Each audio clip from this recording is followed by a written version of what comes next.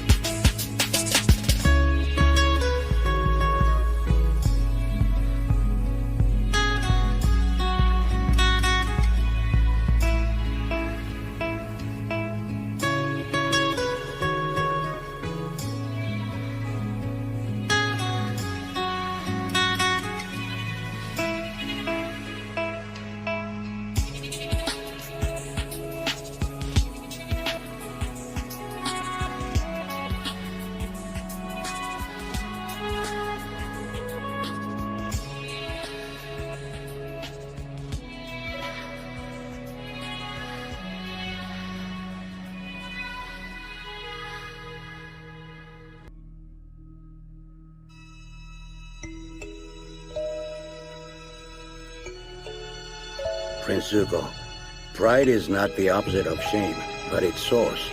True humility is the only antidote to shame.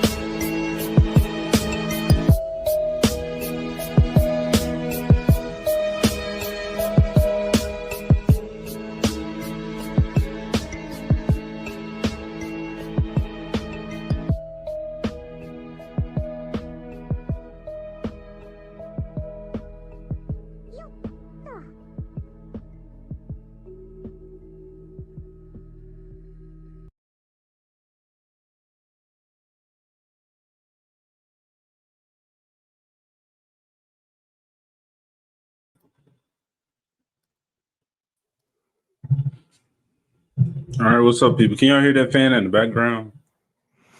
Nope, don't hear any fan. Okay, cool. Because I was burning up in here. I couldn't handle it anymore. Hello. Hello. What is up? We are here for the last episode, the final review. We of made this it. show. Yeah, we did it. Of this show. Man, I was telling you guys I think I'm jumping ahead of myself. What is up, people? I am the abomination known as AJ, and I am joined by my phenomenal panelist to help me get through this because I could not do it on my own. and not fall asleep, which I did the first time. But AJ, the Avatar is supposed to do it alone. Oh yeah, and I'm going to complain for the entire season that I failed everyone. But yeah, so I'm joined by my first guest, Miss Jana Banana. How you doing? What up? Great. How are you? What up? Oh, I'm good, of course. I'm not the main character. I'm just the Sokka stand-in. Gord, the main character. Melonhead. Didn't Sokka say that in this episode? He might have. Melon Lord, Melon Gourd. We can work with that. Yeah. There you go. He was calling watermelons are kind of gourds. I mean, I think there's some relation. Okay, cool. So it works. I believe that. What's up, Gordon? How you doing, sir? I'm doing good. Rewatching this episode this morning was fun. I was like, wow, this is so much worse than I remember. I thought this was not among the worst episodes, but it might actually be the worst one now that I'm glad that I only watched all of these episodes once. Oh, exactly. I was stunned while I was listening to this. I was like, wow, this gets so much worse on rewatch. Holy crap. Dude, I think the worst part was the dialogue. I mean, there was that. I mean, but even just like the logic of so many moments was terrible. There is one moment that like this episode did get the most unintentional laugh out of me. I will give it that. But then again, I laughed at it rather than with it, so I can't really give it credit, I guess. Aww. But like somebody was like someone was standing in front of me at work while I was listening to it, and I just was like, and they were like, "What?" I was like, "Nothing." Now they hate you. They think you were secretly talking about them. Mm-hmm. Yeah. They were calling HR as you were walked away. Exactly. Yeah. I was like, no, it's nothing. I'm just laughing at your silly face. Mm-hmm. I said I feel harassed. It's all right, let's hurry up. Let's get to the chat and then not bore people too much longer with this show. We'll let the show itself do that. Exactly. Oh my goodness, Jana, when you messaged, you said what you said about Aang, and God, the episode ended with that. I was like, this dude just jumped on his glider and just flew away for like the 5th time. Okay, the first time he did that, he ended up in a ball of ice. You'd think he'd learn his lesson. That's where I wish the show would end up. Okay, Jacob Ironside. Hey y'all, what is up? What's up? How you doing, sir? Martin Gray. Martin, I can't say for sure I've seen you on the channel, but I see you in the chat having some fun. I like that. I'm Mr. Frog. We love you too, Martin Gray. Yeah. What's up, Martin? Have y'all seen Martin before? No. I have not. I eat the chat. I ate the chat. And I hope the chat was delicious. I love you. What flavor was the chat? A little Cabbage. Salty. He's got a cat. That's weird. I'm a dog person. Stop it, Martin. Jana, that's what I tell you about coming onto my channel and greeting others before me. It's a woman. I'll accept it. No other men before me, though. Miss Lovett. Okay. Sounds, not confirming anything. What's up, Lovett? She said, hey, homies. Jana just called me out like that. Dang. You're always on my side. Jodo, sup, baguettes? Feeling the hype, feeling the love for the last episode. Love it. Have you watched it yet? All right, is that what you're feeling? Is that because if we're conveying that, I'd like to apologize in advance. The love is in the last part, like the fact that it's the last episode and we don't have another one. Yes, that's what we love. Do y'all have a little drink to celebrate? Let's get into making it. Oh yeah. I don't. It's I guess my desk is a dry county right now, unfortunately. Oh man, is that on purpose, Gord? No, it's more just a byproduct of waking up and not thinking about it. Okay, it seemed like a graduation for me, but I guess not. It's more like a what is it? A kindergarten graduation. Then we have season 2 and 3 coming. So then we got Yeah, it's like a summer, the summer before next season. Yeah.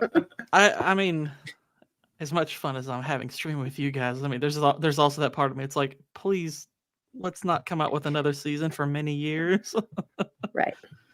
Yeah. But granted, it probably will take a while for them to come out with another one. Exactly. How old will these kids be by then? Oh man, this episode made me hate Zuko a bit more. All right, Shady Wolf Sage, bless me with the knowledge.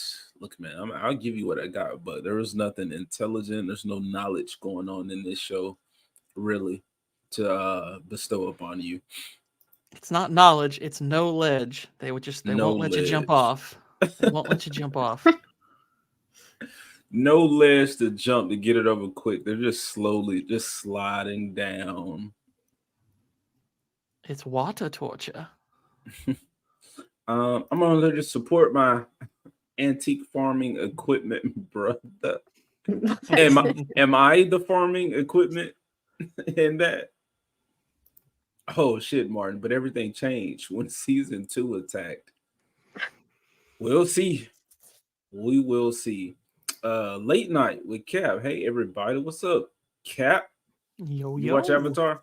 How many Avatar fans do we really have, man? I wanted to do the giveaway, but nobody's really here for the show. I think they're all here just for us to hear us talk. I'm guessing some of them are still on Cannoli's channel unless his stream ended, because they were still going last I checked.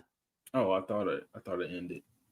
They might have just ended, but I think they're still going. But could be. All no, right, I think they're still going. Yeah. Okay. What's going on, Left? Okay, chat just refresh. What's up, Left Eye? Looking good, y'all. I do what I can.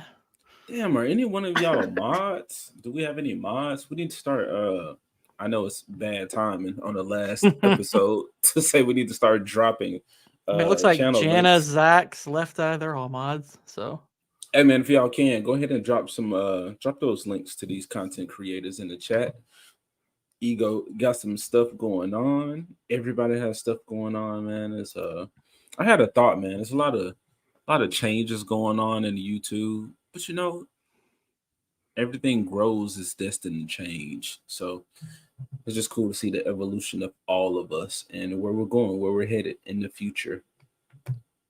I didn't know Gord a short while ago, and now I'm consistently streaming with this dude. And I found another fucking Avatar nerd. It's amazing. Jana had no plans.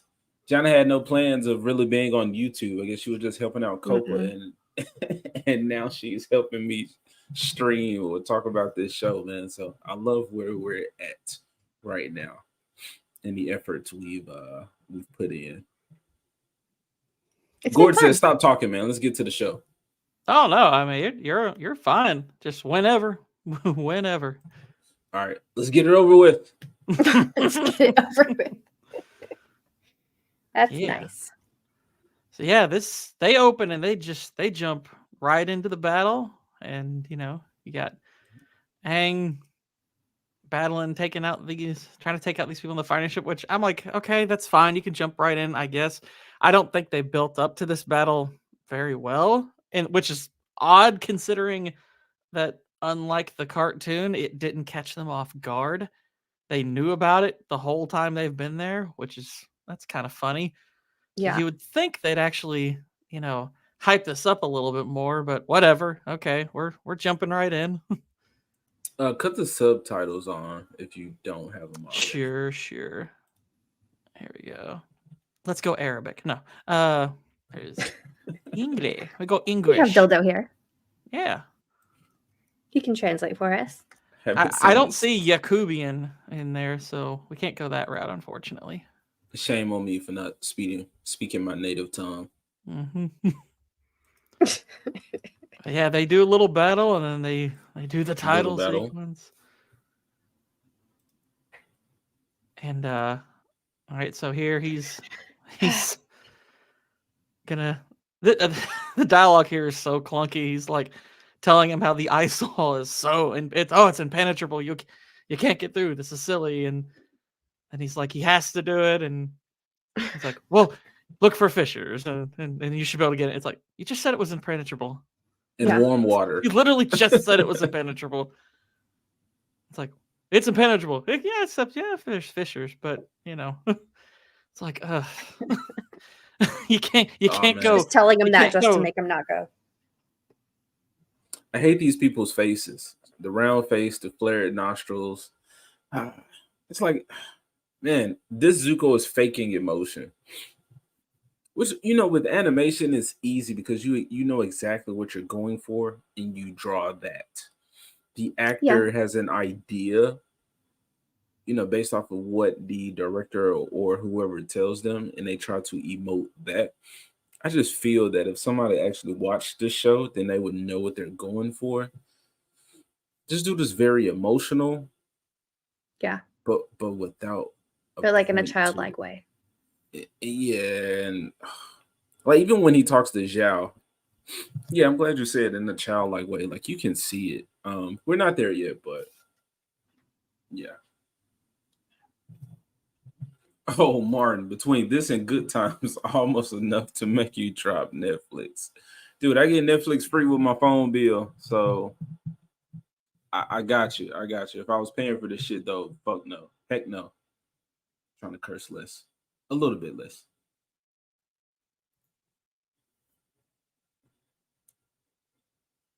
Look at him. Zuko, this looks like the final send-off. This is like the end of the episode. When you give him that look, then he just jumps off the ice cliff and starts flying with his fire. Are you talking about the cartoon? No. Where did Gord go? I can't hear anything. Is he muted? He's muted. He ran away. His cat attacked him. Uh-oh.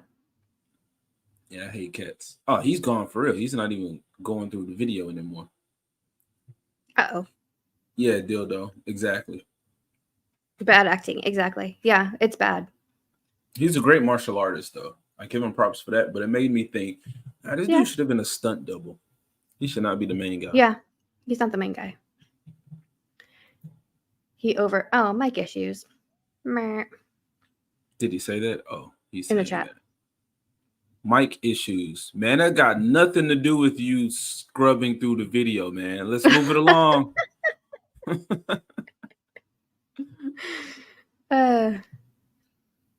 Gord, I was told white people were smart. Come on, man. You have standards to live up to. There you go. There you go. We'll meet again. Man, I should have took notes on this episode.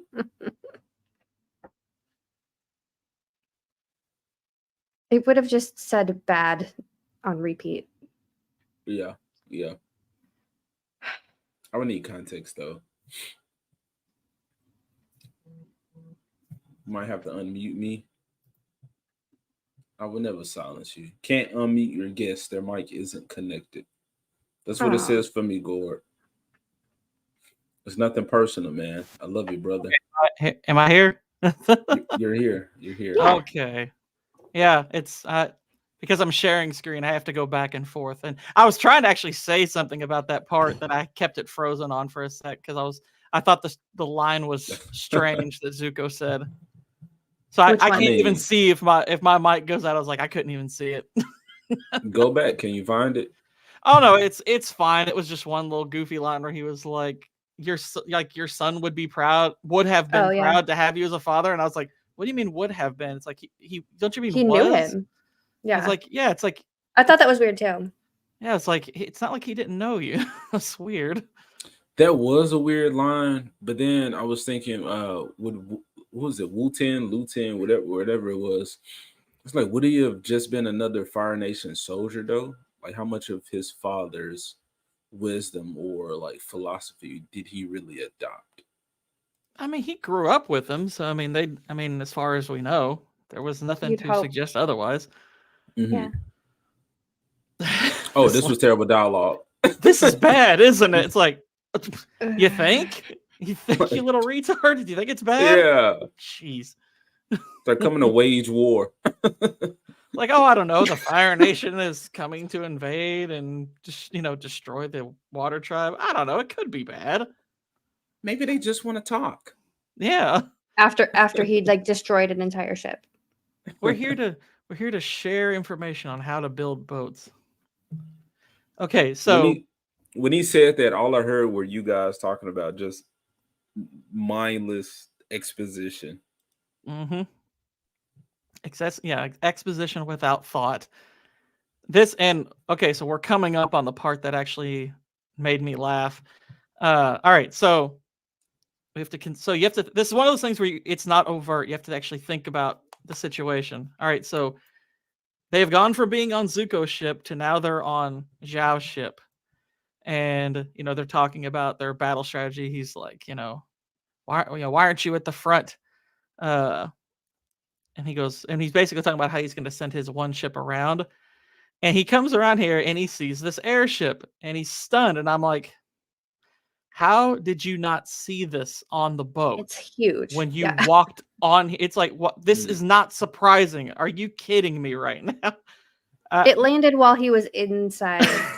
that would probably be their silly explanation, which would still not make any sense. But it's like, it's like this thing is literally out in the open, and it's like, oh my gosh, it's like, you had to have seen this, right? You saw this. Oh my gosh, it's so stupid. What's up, Gooch? He saw it, but he just thought it was someone's birthday. Yeah, and also, and you remember this was the engineering for this had just gotten underway back in the what was it, the second episode or the third? No, it's third episode, and it's already done. It's already done. Yeah. So I'm like, yeah, I'm not jiving with that notion. I don't find that particularly feasible, because if you remember in the cartoon, these plans are first unlocked. I mean, because for one thing, I guess they already had built them near the end of season 1, and then the Fire Nation catches one. And they don't reverse engineer this and put it into practice until season 3. So there's a pretty good gap between when they get the plans and when they put in action. When they actually show one in action, I'm like, yeah, I'm not sure I quite believe this, but I more was just laughing at the fact that apparently Iroh didn't even notice it when he walked on this giant airship. And it's like, how did you miss that? You had to have walked between boats. It's not hard to see. Peace, Gooch. Appreciate you coming through. Gooch. We're getting through it, man. Later, Final Gooch. episode. Final episode. And as you know, no, it didn't get any better. Oh, Tatsu-sama. Tatsu gifted 5 Abomination Tatsu-sama. memberships. Hello, Thank you, sir. Tatsu-sama. Oh, yeah. What clip am I gonna play? Y'all know when I get to the clips, I like to have a little fun. Mm-hmm. But I mean, hey, since we got 5 new memberships, that means we got some new friends, some new homies. Yeah.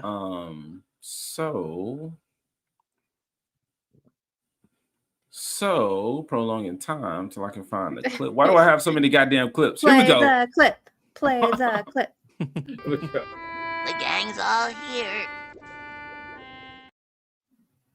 There we go. And as soon as somebody throw me a little money. I said, don't ask. I said, don't ask. No questions. Just give the money. There we go. I wish I could do that at work. Yeah. That'd be great. Thank you, Tatsu. A long time no see, man. Glad to see you coming through, still alive and well. Healthy, as far as we know. Hell, you in here chatting, so life's good. Life's good. First world problems. Okay, so speaking of Hunty. dumb ideas. Hi, Hunty. Hello, Hunty. Yes, dumb idea. Go. Speaking of dumb ideas here. So you have her basically, and they're trying to do their little "you should let women fight" thing. And I'm like, okay, the cartoon just used Katara for that. And now she's he's basically saying, he's using the culture argument for whether or not having the women fight, and he's like, I thought I showed you how stupid that is for fight. And I'm like, okay, wait, hang on, Katara, you actually will need these healers to heal during this battle. That's actually a pretty important thing. You're gonna need people healing the wounded. I mean, that's kind of commonplace. That's a good idea to have them. It's like, okay, I get that you want to be allowed to fight, and that makes sense. You're good at waterbending, whatever. But it's like, having healers for a war kind of makes a lot of sense. So Yeah. shut your 14-year-old mouth and let him do his job. But of course, the show doesn't know any better. They're like, yeah, she's right. You got to empower these women. They want a chance to defend. I was like, they're going to need to heal people during the fight, actually. Yeah. We need medics. Yeah. It's like, we have a thing called field medics, guys. My issue with this scene was, oh man, there's no real balance between the genders and how they present them, I guess, and their roles and what they should do. So in that moment, she said, didn't I tell you, like, that's stupid? Or like, forget your pride. And I'm like, why does it have to be all this talking down to the man or just pointing out all of these flaws that he has? And then as the show goes on, like, they refer to her as master. Ugh. The way when you see the female warriors, benders, or whatever presented as opposed to the males, which was a group of them and it was just one male. I mean, we'll get to that point, but it's like, okay, Katara just shat upon Master Pakun, whichever one it was, Cord. And now you have this next lady. Get over yourself, you old fool. Let us get the job It's like, done. since when are you all speaking up against this? It's right. like, She was the one arguing before the other way. Yeah, it's like, this is just silly. I mean, if you recall how the cartoon did it, and I only bring up not necessarily to say, oh, the cartoon's just better. It's like, well, we already know that. That's obvious. But yeah, the way they did it made more sense. Is they arrived at the Northern Water Tribe, and after she proved Paku she could fight, she was allowed to train, and then the attack came like later. Like, the suggestion is they were actually in the Northern Water Tribe for a little while.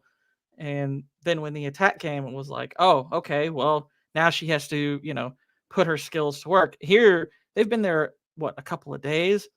And they're like, oh, she's a master now. It's like, what? It's like, she's a master now? She has completely self-taught herself for a couple of weeks. Well, she's a waterbending master now. It's like, this is, wow, this is the worst bit of fast tracking in the entire show. I mean, it's been a little bit bad.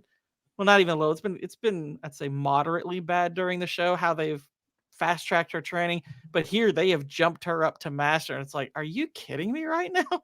She didn't even get to train with Paku. That was kind of the point in the show of her proving him wrong, is so she could be trained by him, because he's an actual master. Yes. Not to say she's better already. Yeah. I mean, and the funny thing is, like, okay, they had her at least get defeated, but Go back. You keep talking, but I'm just saying, go back to that scene. Talking about this one, or no, the next one. Okay. But, I mean, it's nothing in particular right there, except like I said, the way they present the female benders, warriors, or whatever you want to call them. Like, he really didn't command them like they were actual troops. He said, help them repair the damage, and then, like, go where you're needed.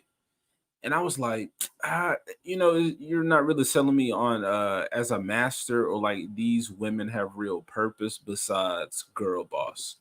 Like, there's no real commanding of them, or there's no structure. So there's no command. It's like, go where you're needed. It's like, well, what's that mean? Yeah, like what the fuck does that mean? Be the one who decides where people are needed. Yeah, so I wasn't seeing that. Like, he could have said, like, the strongest among you, like, go help the front lines. You go repair damage. You guys focus on healing. I know there's some reluctance, but you're more important than you know. Yada yada yada. It was like none of this was real thought out. Again, except the women are strong and capable. Because because go where you need it. Well, that means they'll figure it out because they're smart and strong women. Yeah, as opposed to just running around the battlefield just with chickens with their head cut off. Old people say that. Yeah. Run around like heads with your chicken cut off.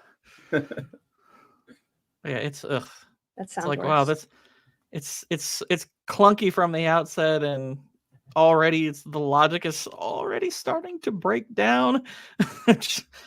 I was at this point of the episode just rewatching. I was like, gosh, this is already pretty rough. I think about 5 minutes from here is where I messaged you all this morning, where I was like, oh, this is getting bad. It's like, this is worse than I remember. Yeah. And the first time when I pretty watched bad. it, I was saying I had woke up, like I fell asleep watching the show, and when I woke up, it was the scene where Zhao had killed the spirit. So it was just like red, and I was like, "Oh snap, we doing this! Like this is a heavy episode." And yeah, like I was saying in the message, I think I was more blinded by my expectations for the episode and seeing them actually trying to do it, attempting, as opposed to what I was actually seeing. Like I didn't see any of this until today. Mm-hmm. Here Yeah, it didn't set up very well. This is maybe I like this. Listen to me. No. Listen to me. No.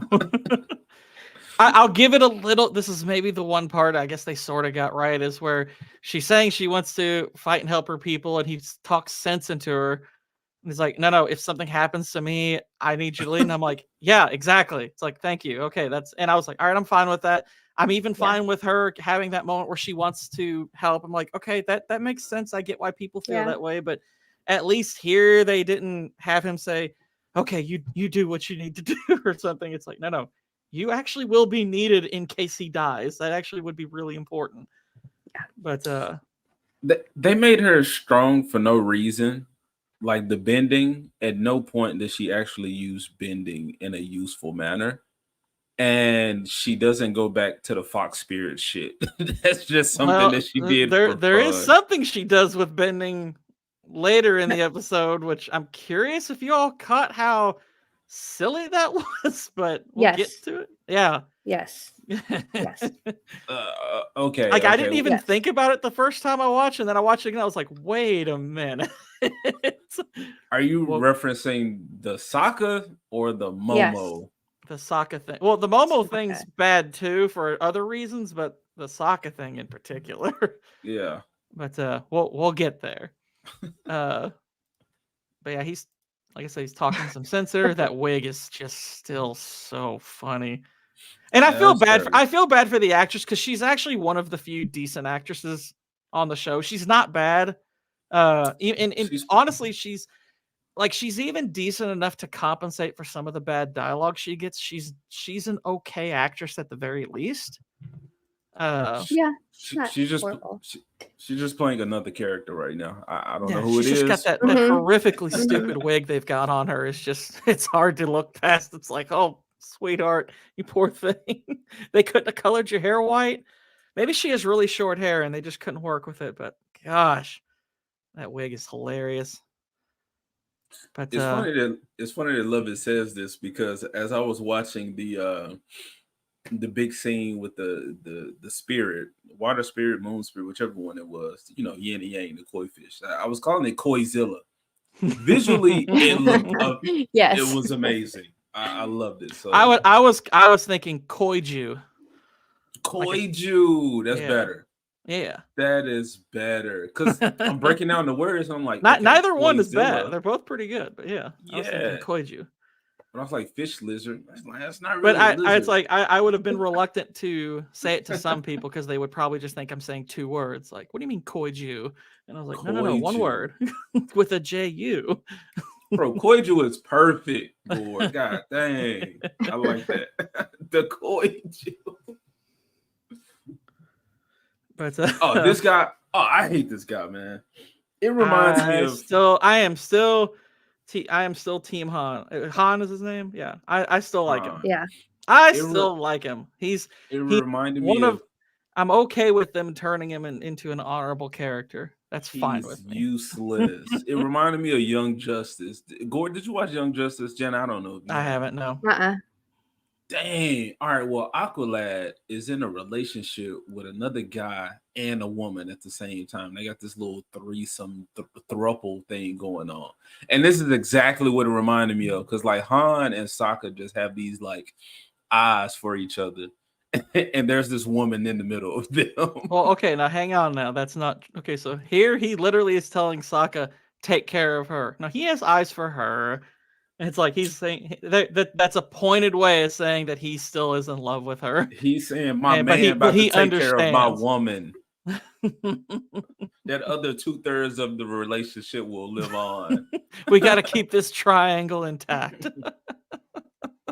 But speaking of useless characters, is they bring this kid into it and put him. This is the one who declares Katara as a master, and it's like they are apparently trying to go for some mini arc. They put this kid under Katara's command, which they had a real I mean, as dumb as making her a master is, they actually had an opportunity at a decent emotional payoff later on with this guy. They do nothing with it, of course, but he just like, we were just told to report to you. She's like, you were sent to me? He's like, yeah, we'll try our best. And she's like, go reinforce that. I'm like, why would Paku put a 14-year-old girl who's never been in a battle in charge of anything? That's stupid. Yeah, Because I don't care how well you can bend. That's exactly, like you know nothing about military tactics. You are a child. That's a whole different monster. Yeah. Jeez. But that's what I meant. Leadership Like, isn't there. comparing the men to the women. So when the women came, like, sure, none of them like really spoke up besides the one old lady. But then when this guy comes and speaks up for the men, the boys who were fighting, it's like, we're inexperienced, but we're going to listen to you, Master Katara. Try our best. We'll try our best. The women were just like, hey, man, what you need us to do? We there. We going. I'm like, come on, man. Well, like, what is this? It's retardation is what it is. We haven't fought long. We just been training. Okay, so here, this is where the logic of the show like this is the point of the show where I was like, after this scene is actually when I messaged you, because I was like, oh my gosh. They did this rewrite where, if you recall in the cartoon, it's just a simple world built fact that, okay, at night, waterbenders are stronger because of the moon. The moon is at fuller strength. You know, granted, it's fair to assume that, you know, half moon, full moon would be more powerful than a crescent moon. It's like waterbenders' power could vary by night, but all the same, there's that line that Zuko gives, you rise with the moon, I rise with the sun. That makes sense. That's actually some fairly logical world building. Mm-hmm. Here, they have rewritten this to where Zhao is like, that's not just any moon, it's the ice moon. Yeah. It's this rare, he's like, it's a rare cosmic event. And I was like, oh my gosh. So you're telling me that this person you are chasing just so happened to arrive at the Northern Water Tribe, just so happened to be at the same time as this quote unquote ice moon, which, oh yeah, by the way, he says this is also a rare occurrence where the spirits come down into the physical world, which will enable him to kill the spirits. And I'm like, this is so absolutely contrived. And it's like, and it's a needless rewrite, which makes this thing so much more ridiculous. It's like, no, just keep it the way the show had it before. Those spirits are just embodied in those fish. That's just what they are. They're in the spirit oasis, so it's a very spiritual place, and they embody those fish. That's just how it is. But no, they've rewritten it to where it's like, oh, they only come down in the event of this rare cosmic occurrence, which just so happens to be occurring now when the person we're chasing just so happens to be in the Northern Water Tribe, which just so happens to be one of our foes we're trying to take down. It's like, you've got to be kidding me with this. Who thought this was a good idea? This is so stupid. It's like, wow, you've turned this into the most convenient possible night. It's a plot convenience for sure. And a completely useless one. It's like, why did you do this? And it was just like real overcomplicated, because right after I was like, okay, the point of bringing Iroh is because he was like, you're knowledgeable of the spirits. We're gonna need you to find them. And 5 seconds later, Zhao finds him. Like there was no point of Iroh, and they had built up like this. Yeah, I don't want to get too far ahead of myself. Oh, and when I did he make this trip also to to the fire sages and get this knowledge and get it's like all of this is so ridiculously convenient. I didn't mind this because in the cartoon they actually showed him in the library with the They did, owl. and I'm going to be honest with you, that was not good either. That was got the you. one I feel part of that. that episode, and even in the cartoon, where I was like, that's a little convenient. Yeah, that's too convenient. I mean, it was better. It was done better in the show, but the problem with the way the cartoon handled it was it should have been something they built to a little bit over the course of the episode, like showing that he had this drive in him, or maybe even mention that he had like a grudge against the spirits. That could have been handled better in the cartoon also. Here, they have turned it into this massive plot convenience, and needlessly. They didn't need to do it this way at all. The groundwork was already there. They just thought, ooh, this will make it sound more cool and mystical. And it's like, no, it makes the show sound really retarded. Why Yeah. did you do this? Oh, and by the way, that guy's dagger also just so happens to be there. They've got all these artifacts. And this blade is the only thing that can kill it. I'm like, what? Are you kidding? Yeah, I mean, with that, just like the what is it, the face Cole's mom little figure or whatever, and the guy had all of those like artifacts and special and important items. It's like, okay, well, with that setup, now I feel that okay, the previous Avatar, like you have to collect all of their items in one room now, like for the rest of the Avatar's life cycle. It's like, okay, everything Thankfully, you yeah, need. Zhao thankfully did the fetch quest and got the sacred blade of fish killing tismies. Fish killing tism. Yeah, like there needs to be an Avatar little treasury or inventory at any Avatar's disposal. And then, like right here, we haven't seen Aang actually connect with the spirit. Like he would usually just, cross his legs, put his fists together, and meditate and try to talk to somebody. And sometimes he There can. has to be an effort for him to communicate. And I seem to recall this particular spirit voicing that there would be a great amount, like it would be impossible for him to intervene. And it's like, here he just pops in. Yeah. Hey, hold He's on. like, I mean, I'll just tell you some stuff, I guess. It's like, I can talk to you. Just can't touch you.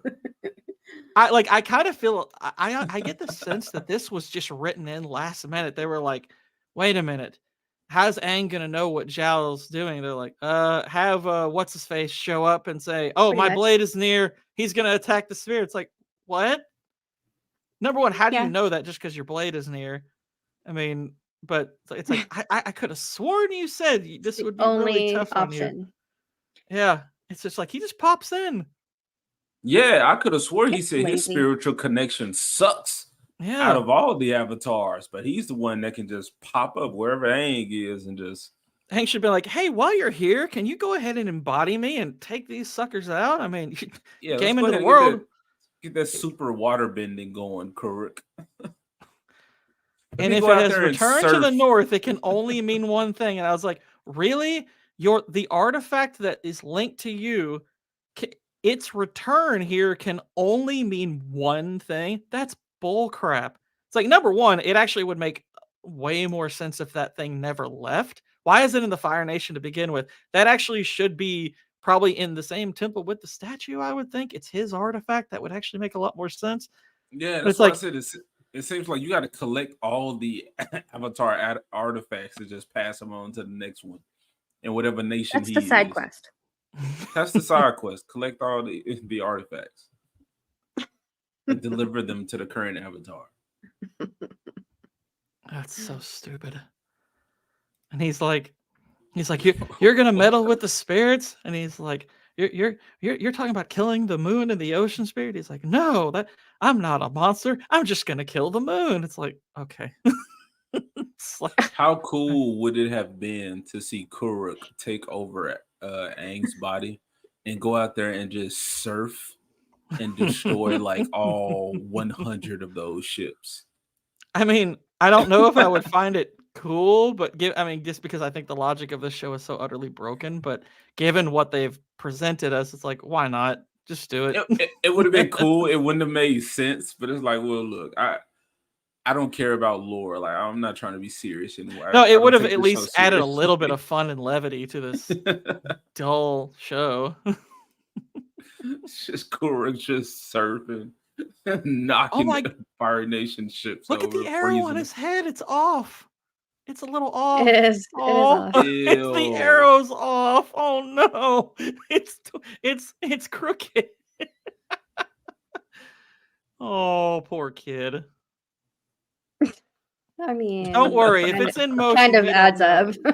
Yeah.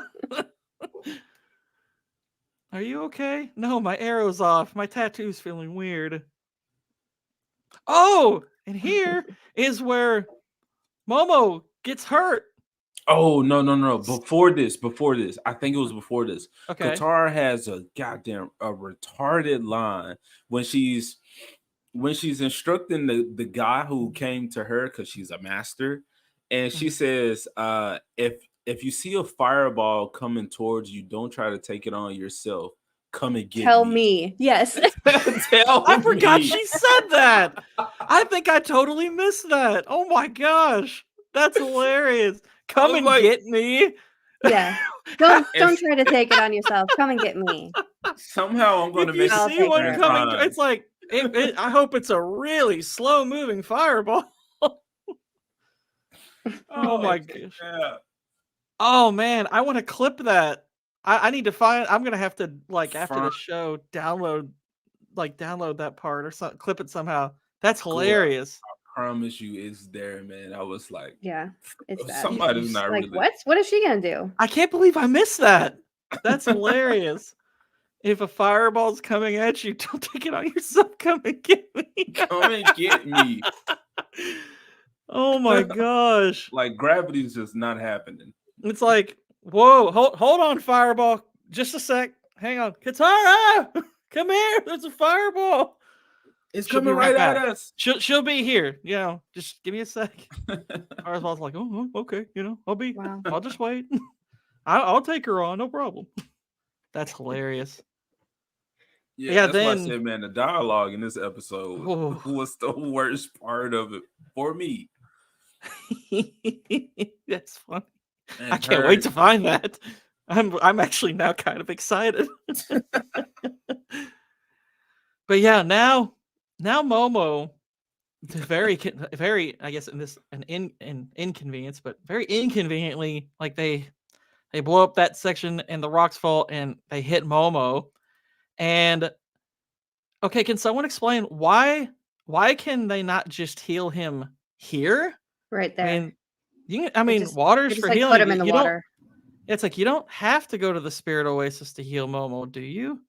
Like you could just heal him right here, but no, we have to get to the Spirit Oasis. And I'm like, do y'all realize what you've created logic-wise for the later seasons? I mean, I doubt it, but if anyone gets injured really badly and doesn't have Spirit Oasis water nearby, they should be screwed. Mm-hmm. I mean, you've created it to where it's like, oh yeah, by the way, if someone's hurt, regular water just ain't gonna do. And like, all right. Oh man, I guess you would say this is contrived, because you could have easily had the goddamn flying lemur just fly and dodge the boulder coming at him. And he's like panicking. Yeah, you don't need a special reason to go to the Spirit Oasis for Yue. It's just Sokka has to protect her. It's like, where should we go? Where's safe? We'll go to the Spirit Oasis. It's that simple. You really don't need a reason beyond that. But no, we have to actually get like there was a brief moment when it happened the first time I watched the episode. I was like, oh, did this show grow some balls? Are they actually going to kill Momo? Because they haven't done anything with him up to this point. So wow, that would be kind of bold. But then it's like, oh no, we'll take him to Spirit Oasis. So I was like, oh, so this is just a contrived way to introduce the spirit water mechanic, which undermines healing with other water. Not that y'all were thinking about that, but okay. You're right, because Appa was only there for the assault on the one ship, and Yeah. he's not anymore. And even a little spirit water probably won't be enough. You have to, I mean, he's having to get full on baptized in this stuff. Mm-hmm. And it's like, oh, I love him, my little Momo. And I'm like, calm down, Saki. Y'all haven't been that close. And that's the No. other thing about this episode. He's There's a been- lot of attempts at emotional payoffs, and I'm like, y'all haven't earned any of these.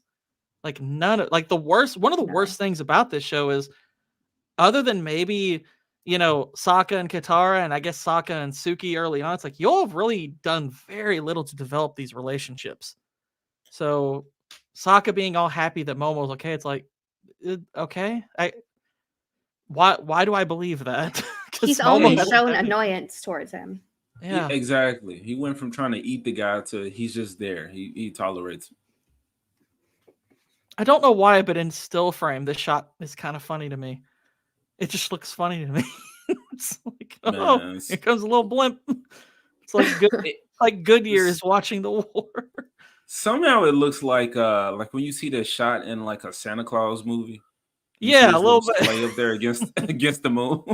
Play a little jingle bells over it. That'd be great. He's real. I've always believed Santa. From what I can tell, it's not designed for combat. It's like, how do you discern that? I mean, he's like, well, I helped design it. It's like, yeah, that's a problem. You helped design this thing, and they put it together in a couple of weeks. Oof. No, bro. Okay. No. The dialogue. When she asks, "What is that?" He says something that shouldn't be here. Something that shouldn't be here. Yeah, I know. It's like, just say what the heck it is. I hate dialogue like this. Obviously, it shouldn't be here. We don't Something have that shouldn't be anything here. to It's like, fucking fly. it's like, well, yeah, that's kind of inherent in the question. What is it? Yes. Something that shouldn't be here. Man, I was just making up words. It's like when you have that you have to do an essay, you have to have a certain amount of words. So you just repeat the same shit. Yes. Just Yes. It's slightly different. needless filler dialogue. I also love that it's like they don't know what these things look like, and he's like, well, since you're so well versed in spiritual matters, you know, you gotta help me find this thing. And they're like, well, that could be anything. I'm like, really? Why are you all creating these obstacles that are completely unnecessary? It's like you're all making up obstacles for something that was so much more effective when it was simple. Exactly. You've overcomplicated something that doesn't need to be complicated. These spirits have bodily form. They're here all the time. You don't need some special ice moon that only happens every however many years. They don't say exactly how many years, but they say rare cosmic event, which would tell you it's not annual. It's not something that happens Right. yearly. It's probably at minimum like an every 10-year thing, probably a lot more than that. But it's so stupid. They've created all these barriers, and it's like you're just making it more ridiculous that any of this is happening. Yeah, I kind of thought this line. I mean, you were joking around about Sokka and Han being a little gay. I thought this line was a little gay. It's about This us. isn't about Zhao. This is about us, and you're coming with me now. It's like, gay. All right. Sammy asked for it. I got to give it to him. Let me find it. Play the Naruto thing. Yeah, Sammy, appreciate the $1.99, man. We were thinking about doing another stream if we want to, kind of like a little wrap-up stream, talk about everything, the whole show in its entirety, and like, you know, stuff going forward. But we want to invite you guys back on. We got to see who's all willing, who wants to participate in that. But we'll love to have you again, Sammy. Samuel L. 3-peat. Samuel L. 3-peat. Damn, I'm looking for the Naruto clip. It's coming. Hold on. There we go. But the boy, nothing. What the fuck? So your weird ass was trying to get head from a little kid? Okay, that's enough. Calm down, Naruto. He's not the enemy. Not right now. Nah, fuck that shit! This nigga is a fucking pedophile!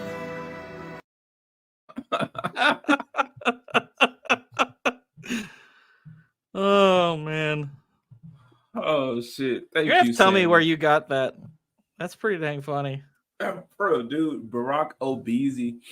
He's on Instagram. Not really. Doesn't make a lot of content on YouTube, but he's on Instagram. He uses the N word. And the only reason I say that is because of ego. Ego got me to stop saying it. It's just weird for me to say N word. Anyway, Have he you? overuses it. And so I'm like, every video doesn't really hit like this one does, but he does have like a story, a narrative to his clips that I I was gonna ask if you appreciate. have you ever watched the Naruto abridged series by Ninja Bridge? I haven't. No. Oh, dude, I think you'd love it. It's freaking hilarious. I haven't watched any Naruto. I've watched all of that. It's probably about 8 or 9 episodes long. There is a bit of a mini arc to it, but it's more just complete silliness. It's Mhm. hilarious. I'll have to share a few of Yeah, those with you. please do. Please They're do. great. You know what? I wanted to play that Toph clip. You know what? Fuck it. Since I got it set up right now, do y'all mind if I play that Go Toph for clip? it. Go for it. Let's watch something actually cool for a second. I wanted to do that at first. I forgot about it, but there's also something that I would like to do for the next stream if we do it. It's like find a bunch of like fan stuff. And remember why we're watching this shit in the first place is because we truly love Avatar. And there's a huge fan base, like a dedicated fan base to Love It this. wants me to say Naruto one more time. Is there something Nah. funny about the way I say Naruto or Naruto or I don't know, Naruto? Is there something funny? I don't know. I don't know. These Narutos be crazy. I've heard Naruturds. Yeah. Do you have the Okay, top? I'm All right. remove this real quick and let's play this. 1 minute 51 seconds, and let me make sure to drop the channel.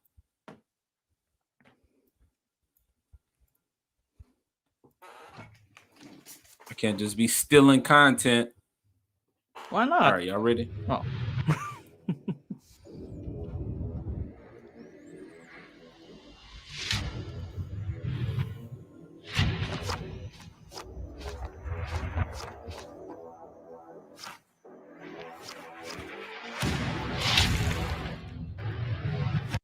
Real quick, I've started to bend with my dogs because they're all named after Avatar characters. So now I'm starting to like their hand signs incorporate bending into it. I'm gonna be a real nerd about this shit. Y'all gonna see videos of me doing it. I can't wait. But I wanna look s- forward to that. I want to start making them Especially if your freestyle. dogs can actually do it. So right now, me lightning bending is to point to like a place somewhere I want them to go to come because of the like stances and the hands like right there in front of you. I use earth bending. I don't know. I figured some more out. I got to come up with a real system. It's cool though. Gotta come up with your dog bending style. Yes, there we go. All right. That's awesome.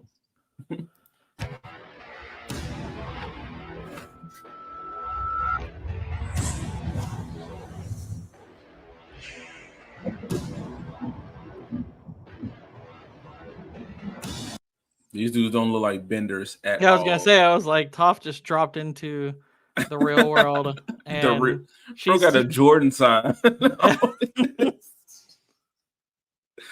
she found one of those like Terminator portals and dropped in. Yeah. Quick, let's go beat up that blind girl. Oh my goodness. Oh wait, they can do it too.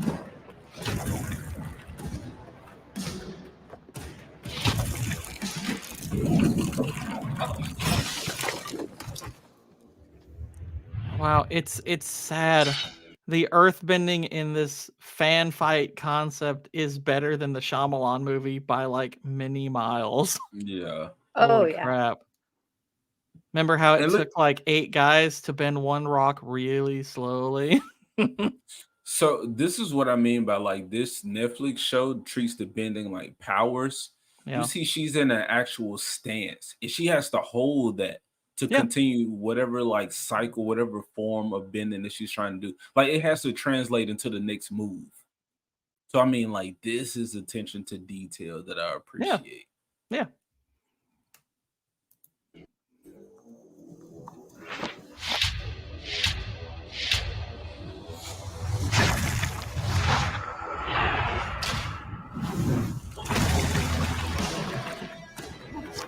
Badass. That's pretty cool. I like that.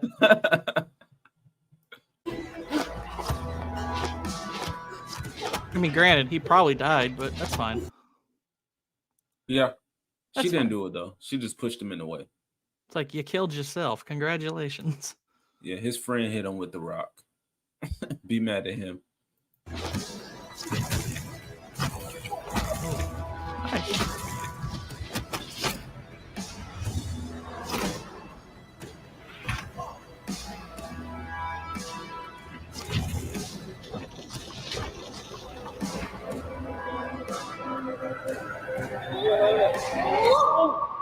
Just kidding. Oh, please don't hurt me, Toph. You're the greatest earthbender in the world. Yes. Yes, I am.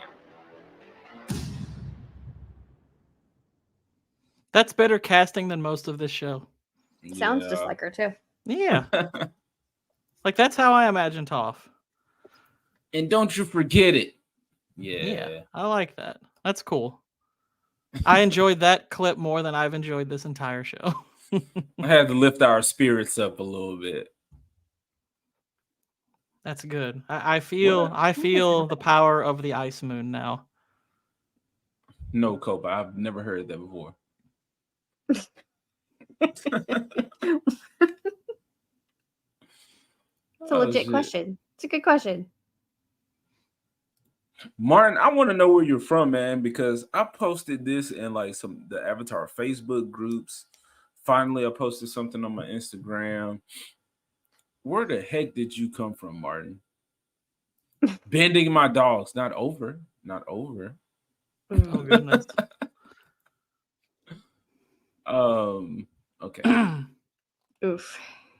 All right, back to the show. Aw. Aw. We're still talking about this? No, it's fine. Because this is another one of those this is a pretty cringy line. Y'all want me to play that Zuko is like Aang's like he says go easy. Yeah. Enough people have been hurt already. That's a stupid that's I don't like that line anyway. He's so effeminate. And then Zuko's like, I don't care. And he's like, I wasn't talking to you. It's like, gosh, shut up. It's like, please shut up. Oh, the dialogue in this whole sequence is extremely cringe. I don't know if this is where it occurs, but he's like, you little peasant, you found a mess. And she's like, that's right, you're looking at her. And I'm like, oh, no. You're looking at her like the straight disrespect, man. And I'm it's like, needless that's what the show has set up, though. She's her own master. She doesn't need no man. She's her own master. Completely self-taught. It's like, oh, piss off. And haven't taught Aang a damn thing. Nope. What's up, Boosh? They figure out that the fish are the spirits. He's doing the thing where he's like, without the moon, the world will be thrown out of balance. And he's basically saying he's going to. He says the Fire Lord wouldn't approve of this, and he goes, he's so fixated on the games, he's playing with his family. He lacks vision. I'm like this is just awful plotting because he's basically saying he's gonna overthrow the Fire Lord. Yeah, this treason. I'm like, you've got to be kidding me with this. I'm like, I know Zhao is not supposed to be the most cunning of generals, but he can't be so stupid as to think that he could overthrow the Fire Lord. What, just because, I slayed the moon? It's like, and who cares? What's that gonna do? He lacks vision. Yeah, it's like he's basically saying he's going to overthrow him and become the new one. It's like, what?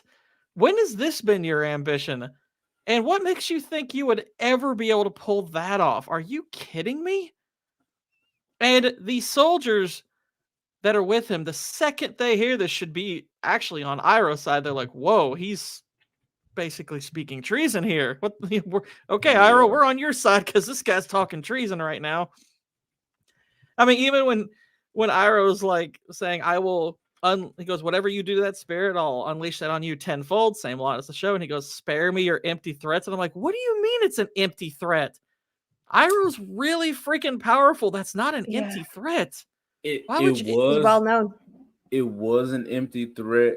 Even in the show, it was like he defended himself against the other soldiers, but he didn't do anything to Zhao. And I was pissed.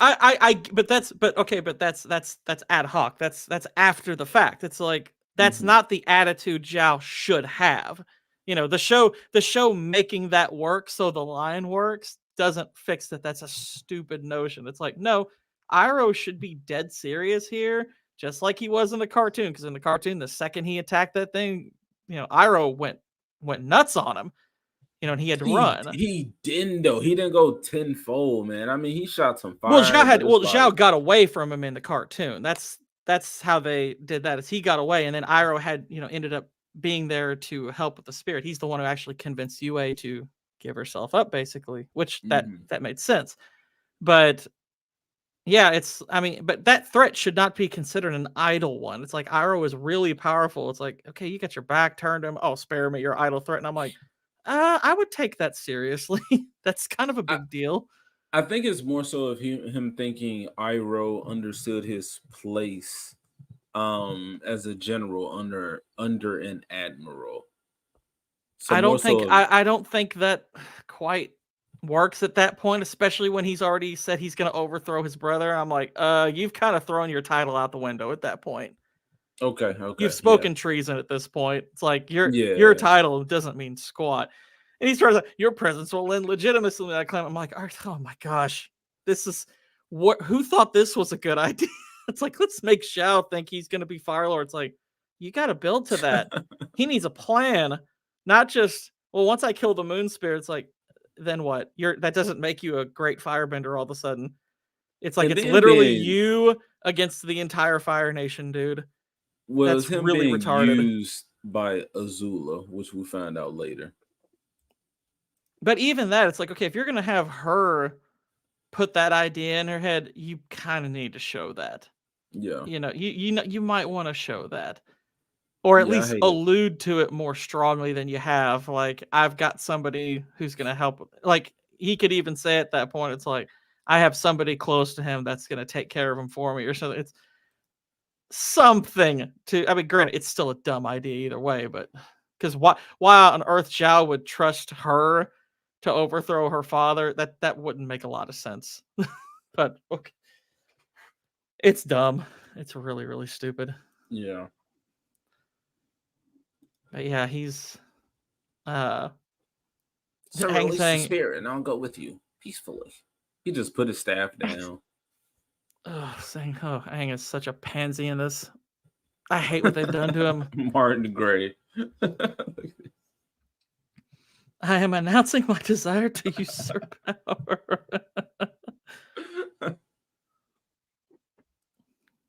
That's right, Boosh. I am a nerd for good writing, and I hate bad writing. What do you think the channel's for? Can y'all hear this dog? I think I got a dog barking in there. Okay. And I hate this part where he's saying, like, he says, Leo, how much of a threat will the Avatar be once I eliminate waterbending? And he goes, you don't matter anymore. And he's like, you're right, I don't matter. I'm like, why are they trying to diminish what the Avatar means? Like, they spend a lot of time, and that's kind of, I feel like they've kind of revealed that what the theme of this season is they are intentionally trying to diminish the idea of the Avatar. And I'm like, that's a terrible idea. It's like the Avatar. I mean, it's kind of that whole like it's like they're trying to take somebody who's really powerful and they're trying to bring him back down to everybody else's level. And I'm like, that's really stupid. He is supposed to be exceptional. The Avatar is supposed to be an exceptional person, and you are trying to take that away from him. That's what I said. What was happening with Yue when she said she's the bridge between the two worlds? I was like, hold on, that's exclusive to the Avatar. Yeah. So now they just give it to her like it's nothing. Yep, they're taking all the special qualities that the Avatar has, and they're saying, "Well, other people have this." It's the Star Wars thing where everyone can be a Jedi now. Well, like, but I almost expect by the end of this show, well, everybody's an Avatar. That's what makes him not special, because everyone can do what he does. If you only listen to the other elements, then maybe you can start to bend them. Yeah, really, it's that kind of retardedness. Oh, and let's keep note of this line. How much of a threat will the Avatar be once I eliminate waterbending? Important line there. Just so we know that in a moment they're going to really betray that notion. In other words, if he slays the spirit, there's no waterbending. First of all, it's kind of important. I will defend Zhao, the writing, whichever one you want to pick. That was kind of funny on his part. No. I'm not saying him saying that line is bad. I'm saying what it's like. Okay, what transpires after they have established what killing the moon spirit does. It eliminates waterbending. It's like, okay, just I get worth keeping that in mind. Worth keeping that in mind. But him saying the master of three elements just doesn't have quite the ring to it. I'm like, I don't mind that. I don't even mind that. That's fine. I have no problem with that whatsoever. I'm just saying, for what they've established logically, keep that in mind for a little bit later. All right, you guys got it. I gotta go take a piss. Oh no. I gotta go bend some water. Should we keep talking? Should we keep talking or wait? Yeah, keep going. Okay. So yeah, he slays the moon spirit and everything goes gray. Yes, everyone stops being able to bend. Yes, he effectively They make a point to say, I can't bend anymore. Yep. It's like she goes all wompy and her head starts to hurt. It's like she can't bend anymore. The waterbenders cannot bend. It's like, okay, all right. So waterbending's done. This is kind of the low point. Fall back on their hand weapons there. Mm-hmm. That's him not singing for anybody. That's a great face. That's everybody. This is my review for the whole show right here in one image. Absolutely. That's the perfect thumbnail. That'd be a great thumbnail right there. It's just him looking down at the live action, just like, oh my gosh. Literally me right there. But yeah, and if I'm gonna sing, I'm not singing Hanson either, Boosh. Oh my goodness. What is happening? I want you to sing Hanson. Apparently. I remember back in the day they used to make jokes about Hanson and Marilyn Manson through the Marilyn Hanson thing. I thought that was kind of funny. I think if they had memes back then, they would have made some killer memes of that. Absolutely. But yeah, here, yeah, that was when I was a wee one. I was like a wee little lad. It was in the 90s. But yeah, here they're trying to make all of the nonsense he's heard over the course of this season mean something. It's like, being the Avatar means putting your duties above all else, even your life. Yeah. Pales before the power of the elemental spirits. And it all clicks. Yeah, and then out of nowhere. Stop. I hate this part. We all do. Oh yeah, by the way, right as you left, AJ, we found the thumbnail that represents I wanted to ask you to go back, but I don't. This is my review for the whole show. Okay. You should have just had us wait. Perfect. I heard the visual. I mean, I heard it, but I didn't have the visual. It's perfect, man. I like it. That's the review. I probably right won't take it from you, Gord. But yeah, he's all these stupid pieces of advice he's gotten culminate here, and then they pull out this brand new mechanic that they've never brought up. Where to? Right there. Here. Like, am I missing something? We never see Aang with his hands in that position. It's always his fists touching one another. So when his hand overlapped like that, means something different. I was thrown off. Yeah, man, that spiritual connection is a little different right there. You got some interference going on. And it was. So that's fine. I think it's more just they're not paying attention to detail here. They're just like, whatever, you can do the thing or this thing. The script girl didn't do her job. Make it look, kind of Buddhist-y or whatever, and there you go. Just go about it. Just make it look Buddhist. That bothered the heck out of me. And Boosh, you thought I was a nerd. But yeah, they introduced this. Yeah, him saying, "This isn't my time or my world," and I'm like, "Oh gosh." It's like they're attempting this theme where he's like, "I don't belong here." And I'm like, "Gosh, he's whining while he's in the avatar state." And I'm like, "You're stop." And it's slowly being controlled by another being. So it's like he still has enough consciousness to complain. Yeah. Which okay, but they introduced this new mechanic where they're like, all of a sudden it's like, okay, by merging, I guess, with this elemental spirit, they're all of a sudden like, oh well, he's gone now. It's like, what? Like, yeah, he'll never come back now. It's like, since when? He's like, gone. They just introduced and how does everybody know this? Like, how does everybody know all these people this? that's never seen an avatar before in their lifetime? Like as they were going through the paces of the dialogue where he was like, it's not about me. This is not my time or my world. I'm like, okay, they're trying to pay off the crappy dialogue from before, but it's also trying to build towards something. I don't get it. What's going on? And then they're like, oh, well, he's gone now because he merged with one of the elemental spirits. I was like, why does that mean he's gone? Oh, well, he'll just be like this forever now. Like, what? Yeah, they said since that, when? It's like, you think you might have wanted maybe tell us about this beforehand? So that makes me I have issues with the spirits now and how they're portrayed because they seem intelligent. But she says that this spirit is just going to roam the earth forever, looking for its partner. And how do they know that? I'm like, wait a minute, where's the precedent for this?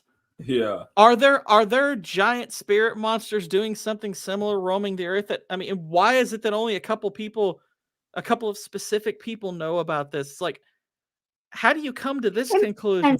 She knows, though. Huh? It would make sense that she knows because she's like in tune. But okay, she knows. Iroh knows. Is she though? It's very specific main characters that know this, and I'm like, the fact that, and it's like, okay, well, if she knows, why doesn't Aang know?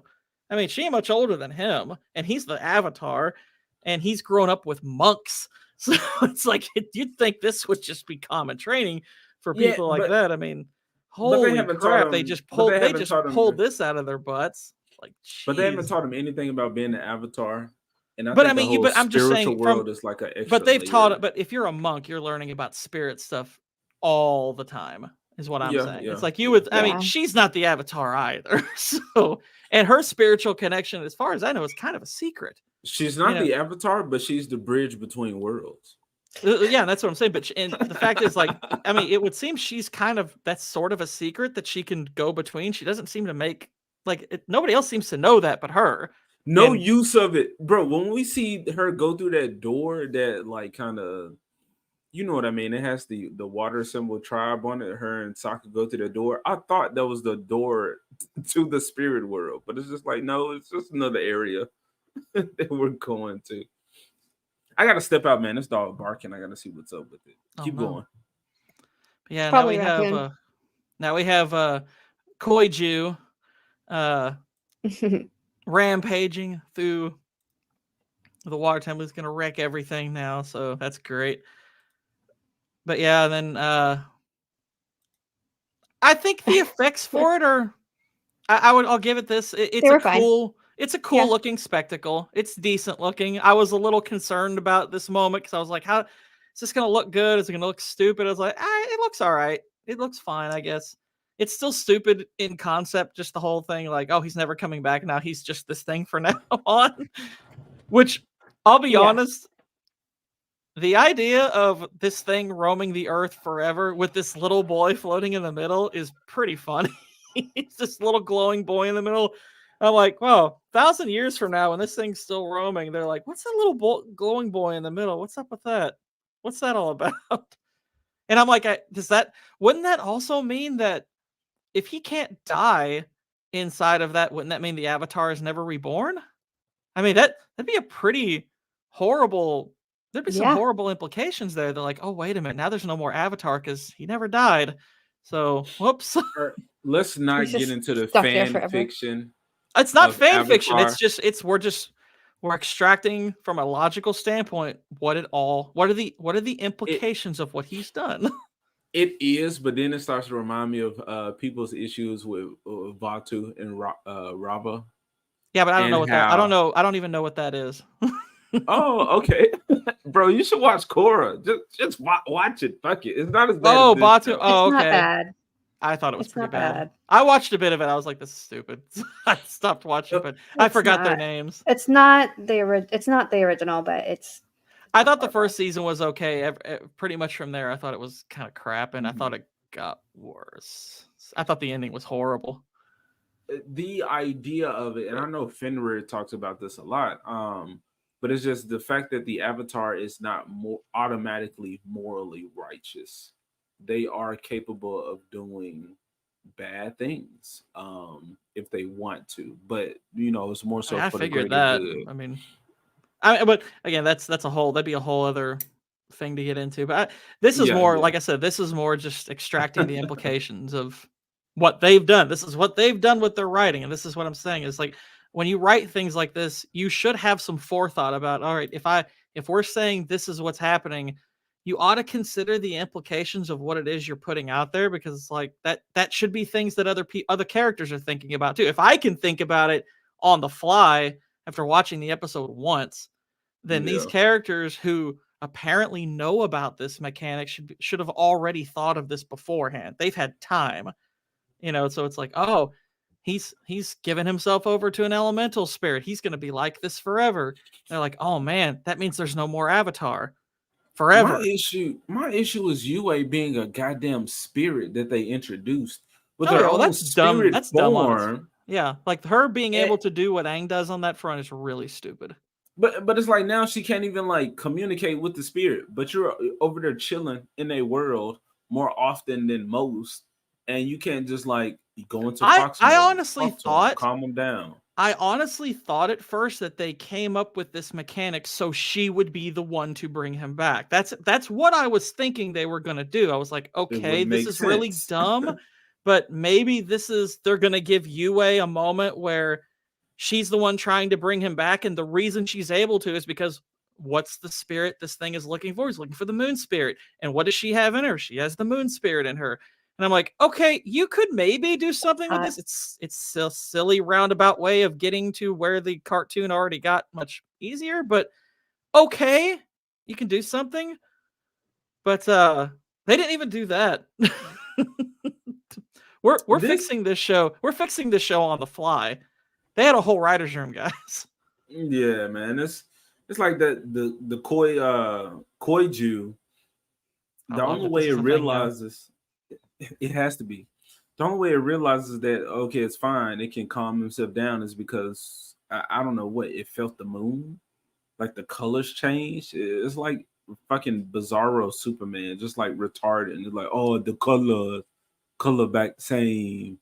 And then it goes to just being a regular fish. Well, okay, I can buy the notion that if the moon is restored, it would know that. I can buy that. It would feel it. It's a massive change. I mean, it's like, okay, all of a sudden, like this has affected the entire world, so it coming back affects the entire world. It's like, okay, I can buy that. That's fine. I don't mind that. It's just everything they've done to build it up is really, really silly. And again, if you wanted it to pay off, you've got Yue right there, and you've made it to where she can connect with the spirits. Be a perfect opportunity to make that pay off, because why you did it in the first place now makes zero sense. Now it's utterly meaningless. You just added that in so her and Sokka will have met once before. It's like, okay, thanks. Well, like I was saying on the last episode, I mean, the fact that she's a fox, I just think that's just weird choice of It's a little furry-ish. Yeah, it's like, okay, you have a fox, you have a fish, and you have a moon. Like, what's the correlation here? Like, how are these things connected? The legend of correlation. Okay. I thought, okay, this little exchange is really cringe and doesn't make sense either. Like this whole thing where he's like, Ozai was just playing with you. You were just the fire to fuel your sister. I'm like, okay, either you're full of crap, because I mean, number one, how would you know this anyway? But also, this doesn't make a lick of sense if this is true. Which the way it's being presented is that this is actually true, that this is what Ozai was doing. I'm like, so Ozai banished his son, knew he would find the Avatar, knew he would be able to praise his son from there in a way that would make his daughter really jealous and motivate her when she was already willing to do all that stuff anyway. It's like, this is just contrived nonsense. This is so dumb. It's so stupid. Somebody's not on the same page, but when you see Ozai, he looks like he genuinely cares about Zuko. Also, yes. Because it's like that, it's like, okay, either it's stupid, in which case, why is Zhao saying it? Or it's true, and you've betrayed this 6 ways from Sunday. And plus, he's like, his way of, because Zuko is saying this is a lie, and he's saying, well, who do you think helped me all this time? He's talking about Azula, and it's like, okay, we know that's true, but I'm like, how does one prove the other? How does Azula helping Zhao prove that his father was doing the other thing? I'm like, it doesn't. Those things don't prove one another. Azula helping Zhao is just Azula helping Zhao and working against him. That's not his father betraying him. That's Azula betraying him. That's different. Those things don't connect automatically. Yeah, and then later on, like my issue with Azula is it's all tell, not show. Mm-hmm. So it's like she's apparently this mastermind that's orchestrated all of these events, but we don't see it. We're just being told that she's been doing all of this. And then we'll get to it at the end, but when she's like, what's next? Oh, gosh. I'm like, motherfucker, you supposed to know what's next. Like, I've never heard Azula ask that question. Get that. Yeah, okay, so here's... Well, we'll get to it. We'll get to it when it happens. It's stupid. Of course it's stupid. What's next? Like, what? We just skipped past Zhao's death, but like that was horrible. Horrible. Mm-hmm. Okay, where exactly? Okay, so is it here? Yeah. He okay, I guess it's I guess he's gonna die here. Because in the cartoon, I mean, it's small, okay, but in the cartoon, he's like stuck on the edge, and he tries to like give him his hand, and he chooses not to take his hand, and instead, he dies stubbornly. Yeah. It's actually a pretty dark but effective death.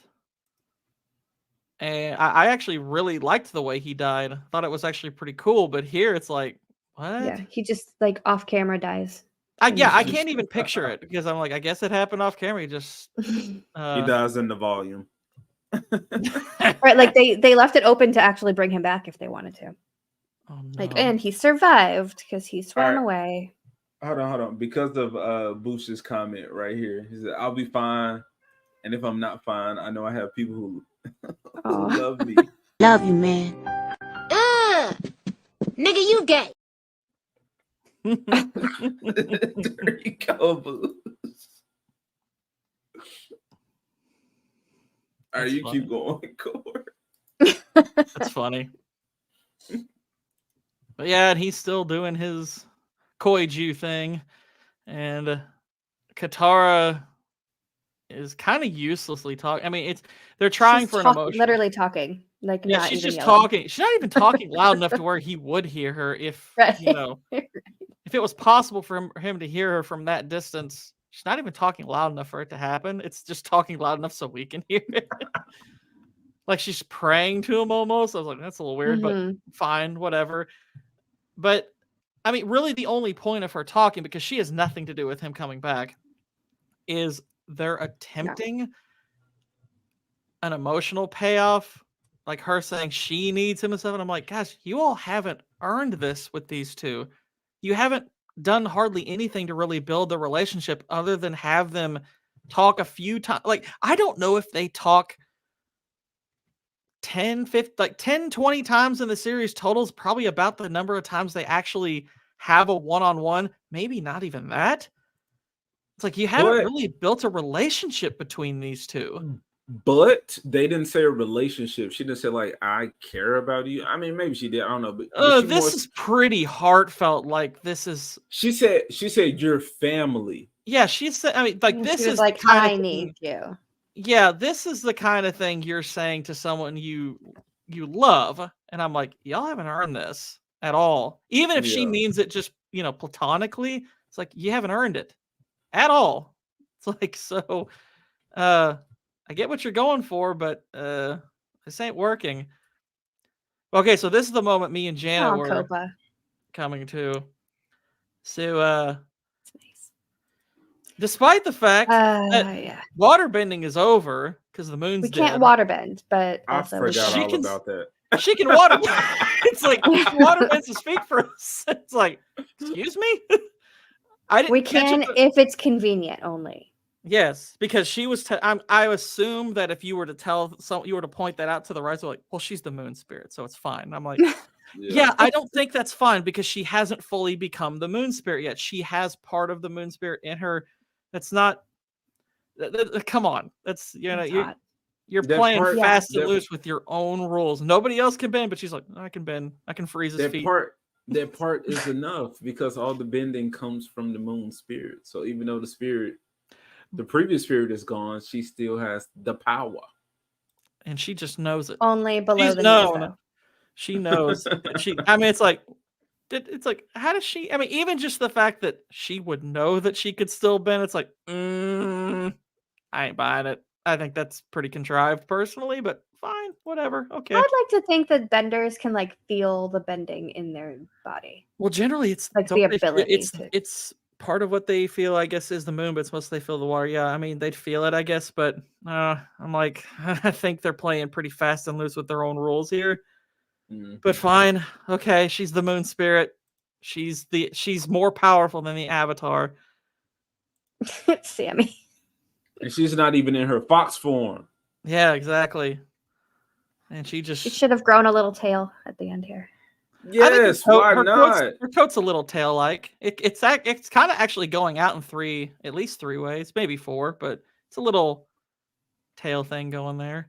Man, she should have had a tail. I'm like, bro, she was a fox at one point in the show. Like, make it make sense. Not because I'm a furry or anything. She should have had like 3 braids or something. Like, yeah, they should have. Yeah, they should have actually had something that alluded to the appearance of the spirit form.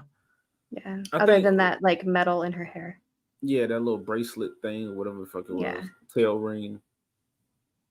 Dildo. You were never meant to die 100 years ago. If you were, you wouldn't be here now. It's like, okay, that's a bit circular. It's like if you were meant to die, you would be dead. It's like, okay, fine. That 1,000 word essay. Exactly. Let's do it 12 o'clock tonight. I wish before he went back to regular fish form, maybe he flipped off the Fire Nation ships before he went. It's like, yeah, screw you guys. That'd been kind of funny. But yeah, he even gives Katara a smile, and I'm like, so wait, he heard her? How? How did he hear her the whole time? And he's always just like, okay, I was sort of ignored. It's like, okay, you convinced me. It's like, well, no, the moon came back. She didn't do anything. He smiles at her. It's like, why? How does he know where she's at? It's like, how does he hear her? It's so far away from her too. Yeah. But yeah, the battle's over. They've won the day. They're showing they're dead. And I'm like, bodies. This is kind of more of what you didn't earn. I mean, because the tone of the show is so inconsistent, it's hard to see these moments as anything. It's like, okay, you're trying to extract emotion where it isn't. Yeah. Like these could be emotional moments, but you rarely take your show seriously enough, and when you do take it seriously, it's kind of out of nowhere. I mean, like, okay, so one of the bodies is that kid that was put under Katara's command.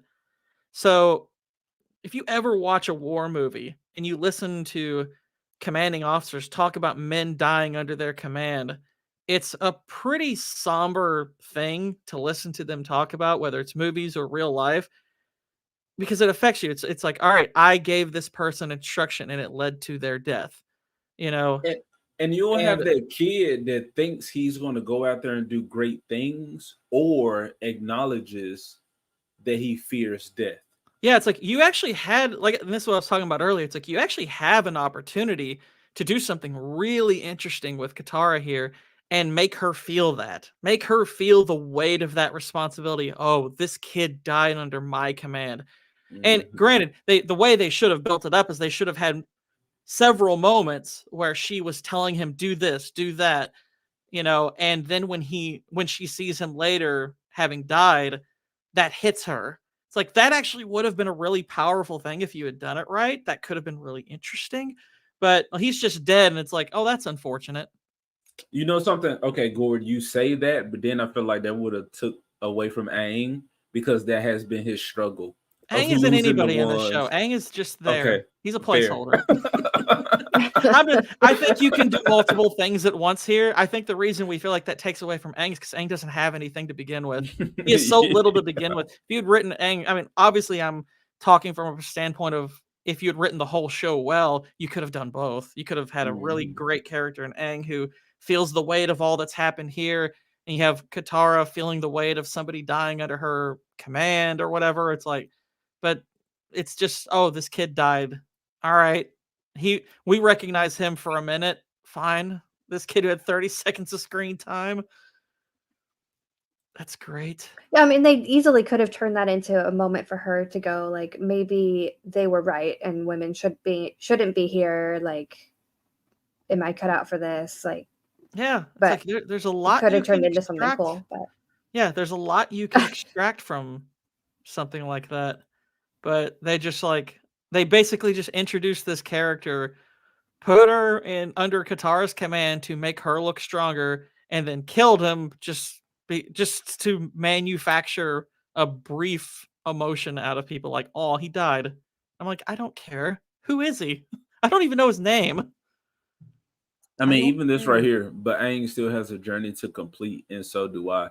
It makes it seem as if they have two separate journeys. Yeah, it's again, they're making her equal to him. They are making other people equal to the Avatar, of equal importance, and I'm like, no, they're not of equal importance. I'm sorry, they're not. They're important. And downplaying him at the same time. It's like, don't get me wrong. Like, Team Avatar, they all matter a ton. They're incredibly important, but they are supporting characters. They're supporting roles for a reason. They're there to make the if Avatar they die, the world strong goes enough. on. Yes, exactly. It's like Aang would have to find another master if they die. It's like Aang's the one who's supposed to matter the most, and they just don't want to do that because that'll diminish a woman. And gosh, Zuko's out. Zuko's looking awfully clean here. Been through a lot. Suddenly looks really clean. It's like, oh, he dried off, cleaned up nice. They apparently fit him in a new costume. So that's dude, fine. in the cartoon, this whole journey that Zuko went on by himself to like go find Aang, and then found him next to the oasis, and like that was, dude, there were like small stakes within a greater story, because when he was like swimming through that water, he was running out of breath, and then he came to an impasse, like an obstacle where it was frozen, and you see him kind of think about it, and it's like, oh, okay, I can still use my fire underwater. Like that was an important moment for me. You know, Zuko was one of my favorite characters. My dog's name is Zuko. That's my boy. Zuko probably like Zuko and Sokka are probably my favorite characters in the cartoon. They're the two best characters to me. They just zoom past that shit in this show right here, and he just shows up where Team Avatar is. I'm only holding on this shot because I want people to observe the fact that his face is dirty, his clothes aren't. That's funny. That's just funny to me. His clothes are completely clean. His face is dirty. It's like okay, sure. Look, it's like makeup department, good job. Costume department, where were you? But anywho. You know something? I know they're tired. They just kind of like dealt with the whole war, but the way firebenders propel themselves through the air with the fire, they could easily turn that canoe into a nice little jet ski like little ride. I'm just saying, in case they ever wanted to have fun, just shoot the breeze. This will be my other thumbnail. This is the other thumbnail for a review. Just Aang doing the Native American single tear thing. Yeah. This show's terrible. It's finally over. I'm such a homo. I'm so not getting laid in these 3 books. How do I do this without causing so much pain? It's like, you didn't what do you mean you caused pain? Yeah, okay, I'll tell you how you do this without causing pain. Stop being a little baguette. My gosh. Yeah, drop them testicles, bro. Yeah. And what's funny is Qatar had to tell him that. I forgot the exact dialogue, but she was like, look, bro, you need to stop doing all that bitching, man. Or she said, you know what? I might just kill your ass myself so we can go on to the next avatar. Hopefully Qatar and Yue got this. You do. Qatar and Yue got this. They'll be fine. Yue will enter into Katara. She'll moon spirit avatar this thing now, and we don't even freaking need Aang. Make them juices flow. I love it. I love it. Let me not stay there too long. I'm getting excited. And Sokka's gonna invent stuff because he's not a warrior anymore. Yeah, they want to make sure you know that you don't need to be a warrior, Sokka. I mean, sure, you're going out there and you're guarding the avatar, so you're gonna have to fight a ton, but you don't have to be a warrior. No, fighting, that's not gonna be necessary. Oh my gosh. This whoever. Well, I mean, I know they've gotten rid of the showrunner, and that's good. It's like, okay, bring in one who has talent and fire all of the writers, literally all of them. Fire every single one of them. Because they're terrible at this. They've repurposed all of this horribly. They've butchered so many of these characters. It's so garbage. And it wasn't difficult you had more than enough time in terms of like running time to make something great here. And you have the design more or less correct. Your fighting stuff is pretty good. You know, you've got the budget for good special effects, but holy crap. The thing I noticed with the fight choreography, it was good. It just was never fun. Well, yeah, and a lot of that I think is due to the fact that a lot of the fun in the combat was because you liked the characters and because the characters were fun. So there was levity to a lot of the combat, and you need good characters to pull that off, and they haven't done that. But yeah, he's and this kind of goes against what Zhao was saying earlier, because okay, he's told, all right, you know, they were defeated. Well, actually, before we get to the Zhao thing, he's saying, oh shoot, he's like, well, this was unfortunate, but not unexpected, because this was never they were never the real target. It was a distraction for the real target, which is Omashu. I'm like, distracting who? Who were you distracting? The Earth Kingdom wasn't there. What are you talking about? That makes absolutely no sense. How were they distracted? Yeah, who was distracted? Yeah. Yeah, who did you distract? That doesn't make any sense. The Avatar, maybe? Yeah, well, that doesn't. Well, I mean, it's like I thought that for a second, but I was like, okay, but they were going there anyway. They didn't go to the Northern Water Tribe because it was under attack. That's not why they went. They went to get trained. So, who are you talking about? Distracted who?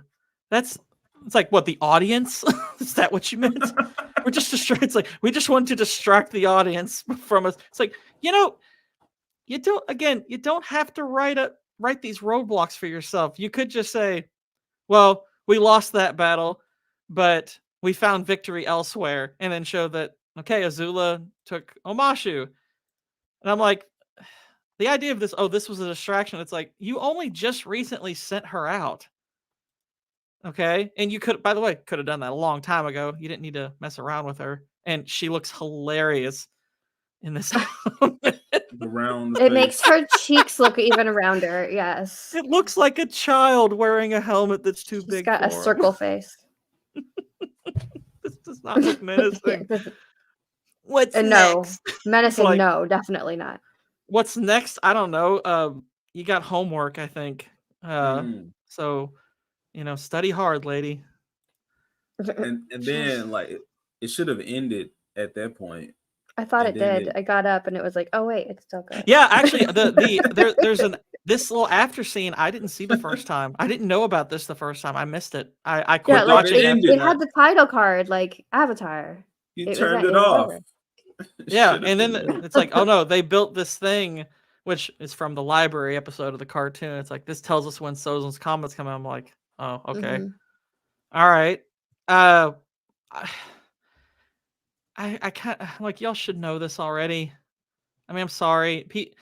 This is not primitive society. Like, even primitive cultures could, read star charts and stuff like that. Stars have been read by people for quite some time.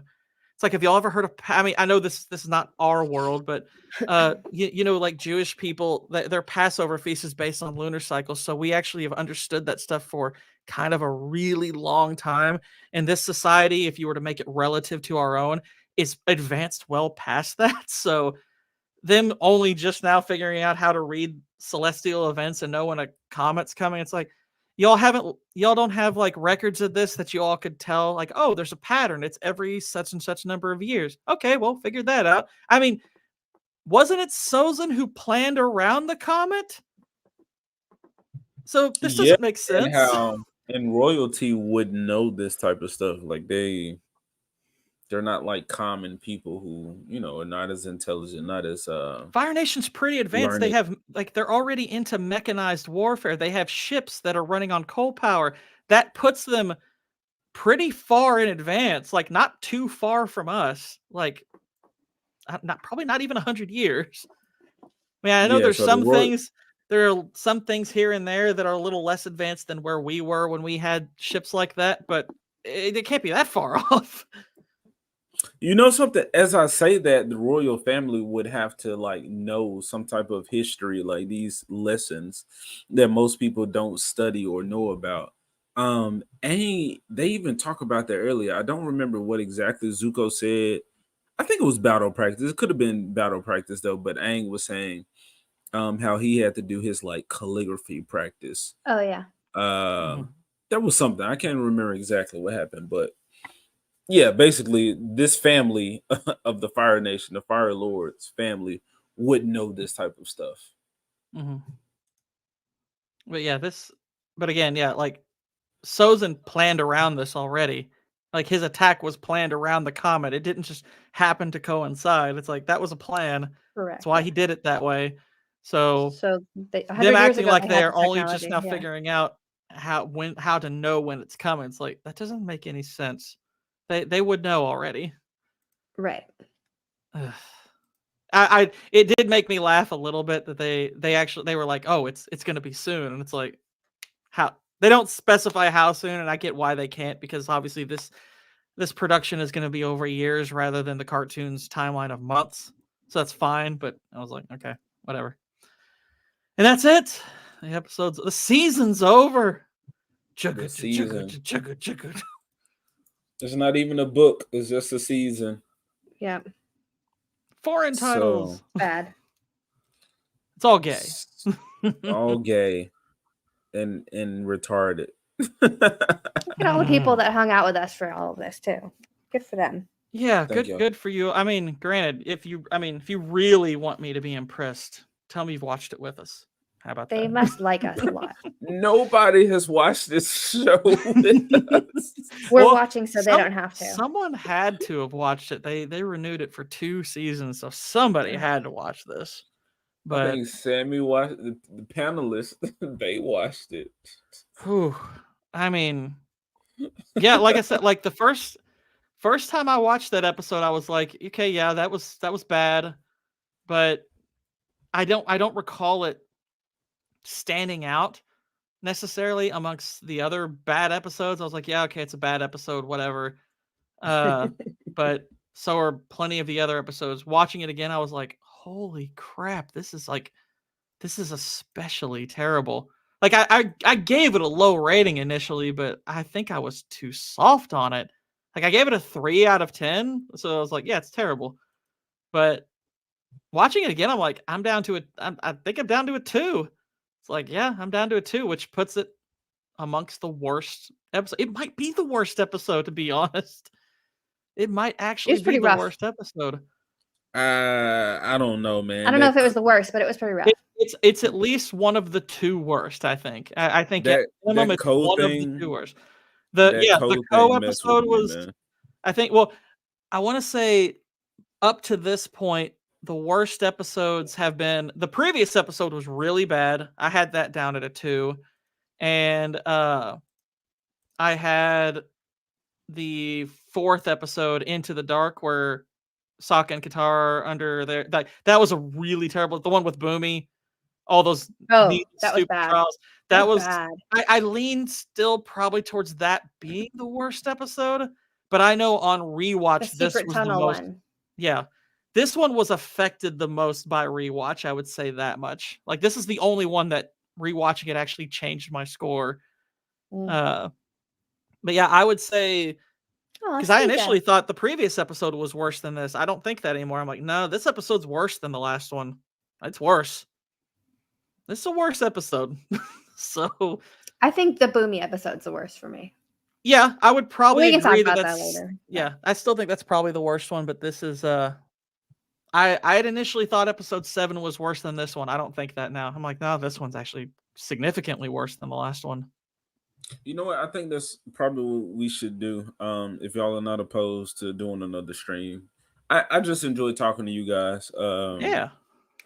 About the Avatar lore, man. Just world. I truly love it. I think Avatar was groundbreaking, man. It was the one show that I can think of where people are really conflicted about whether or not it's a cartoon or anime. A huge fan base, and this will give us the opportunity to talk to the past guys who have come on. Best episodes, worst episodes, like I said, projections. Rank the worst characters. Yeah. Well, I guess that's really just rank the characters. I mean, most of them are pretty terrible. Oh my goodness, Squeaker, you're nasty. I just put the comment up. I didn't read it. Hopefully me unclean and accent, not that time of the month. Oh my goodness. Oh jeez. Oh my goodness. But yeah, I'd be down to do that. I don't want to leave you guys. I don't have any friends. Oh, I love you. Yeah, I love you guys. I love you. I need you. So yeah, we can do more of that if people are willing. So yeah, y'all got anything before we get out of here? I mean, yeah. What would you all rate the episode, just out of curiosity? I already gave it my 2 out of 10, but what would you all rate it? I don't know how you all scale things, so I guess I'm a little curious. I'd agree, probably a 2 or 3. Probably a 2. I was gonna say 4. Well, I mean, everyone scales differently. I guess that's my curiosity. I kind of think we agree that the episode's terrible, but what's important to the individual tends to drive everyone's individual rating. So that's they're all, for me, all in the like 2 or 3 range. So yeah, I think I have one episode that I rated a 4, and that was the second episode where Sokka and Suki have their little thing. That's the only episode that I could understand somebody saying is good, even though I don't agree, because there were things I liked about it. But yeah, every other episode is a 2 or a 3. Man, that Kyoshi episode, the Warriors, even though I hate what they did to my boy Sokka, I think there's not much you can do to save this guy anyway. No. No. This episode, sure. I'll say 3, and those 3 points are because of the Koiju. Other than Well, that, that means I gave it 3 points. I don't like that. Or are you just saying no? The actual entity is what you liked. no, the entity. Okay, Yeah, okay. I thought for a second you said the term. I was like, wait a minute, I came up with the term. I don't want you to score good because of me. The entity, the don't want to visuals. be I think responsible. no episode. The dang failed Koi when Jews it are comes to the responsible visuals. for high school. Yes, but I can also say I can admit that I'm being a consumer, and when I message y'all, when I say fine. flashy, it's Yeah. like just that big monster destroying shit. Okay, Yeah. that's cool. But when you start to Yeah. get into the human relationships and what's going on with the smaller people, then it's like, okay, you're losing me. Let's just go back to big fish monster I would actually destroying the make one city. recommendation on that front, because one thing I noticed on rewatch is while the Koiju is as an entity, I guess, sort of impressive, the actual destruction element is terrible. Like they really don't show it doing that much. They cut away a lot from actually showing it destroying stuff. It's a lot of aftermath. It's a bit of trickery that they employ to make the destruction actually look better than it is. I was very underwhelmed by the amount of destruction it caused, because I was like, wow, Okay. yeah. I was like, I'd rewatch that part because it's not as good as you think. But I guess one thing I think is interesting about this show is, okay, so like I recently watched Fallout, and you brought up the whole consumer mindset. And I personally would just describe that as, my enjoyment level, not necessarily how I would score something objectively. So like when we were talking on Leon's show about what we would score Fallout, and I was like, well, in terms of pure enjoyment, it's like a 6.25 out of 10. It's an enjoyable thing to watch. But what I didn't say was, I was like, because my feeling was, if I actually watched this in a way that was more scrutinizing, I doubt it would hold up, because there was a lot of logical issues I had with it, and plus I had to rush through it, so I really wasn't able to scrutinize too heavily. But this show, either way, I think is terrible. Like I'm actually kind of amazed anybody liked this at all. Like whether you were scrutinizing it or just trying to watch it for entertainment, I'm like, I don't really understand anyone who liked this show.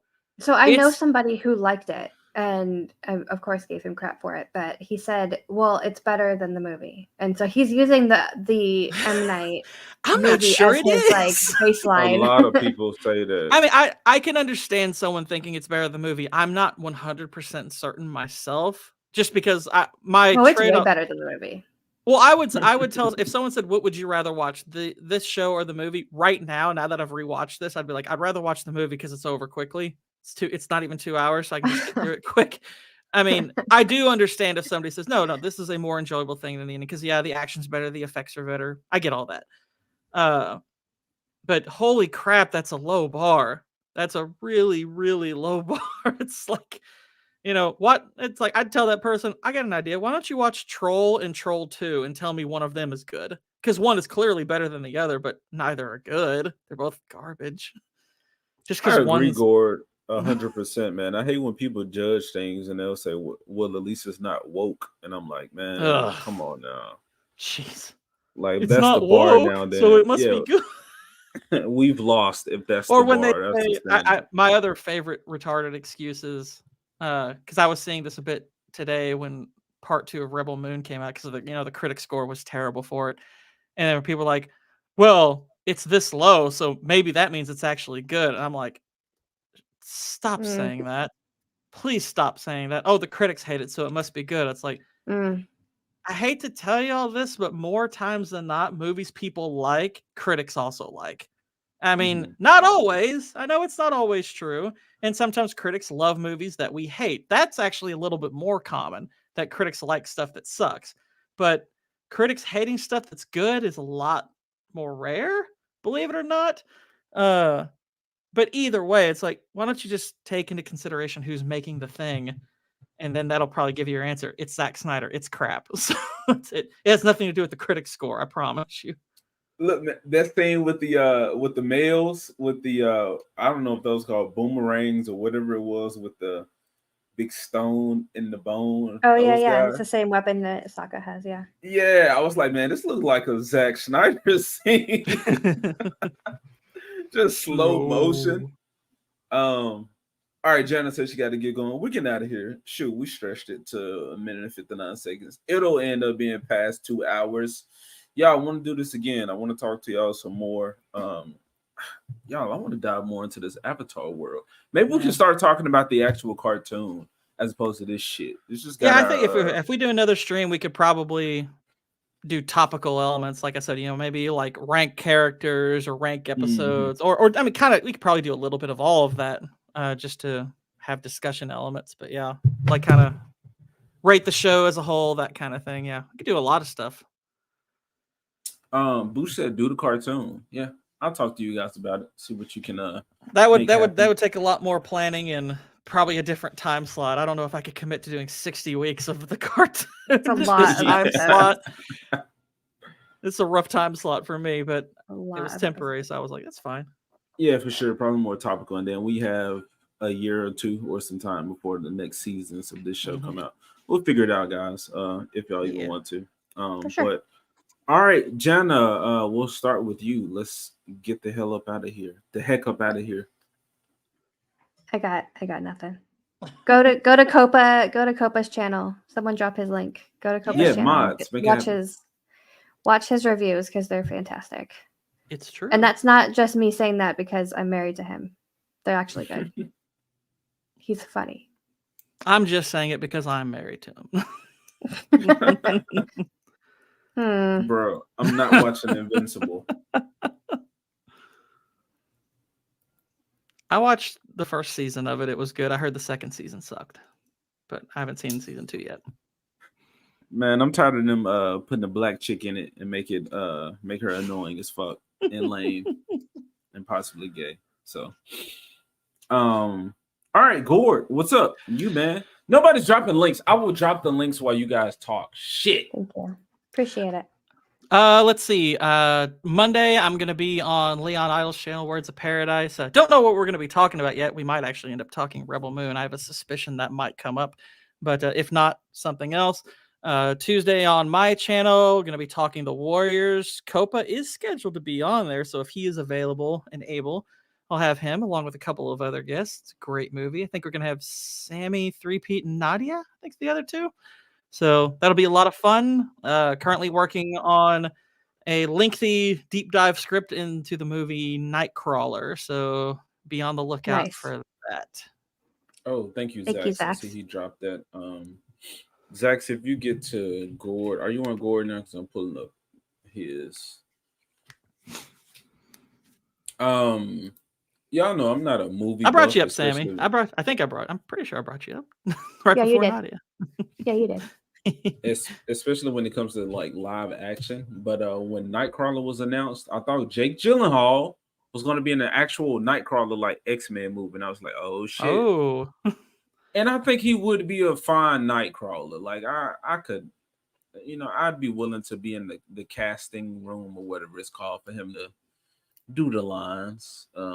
This version of Nightcrawler is better though, so I'm glad he did this. Ew, what? Nightcrawler 2014 is a sensational film. So just saying.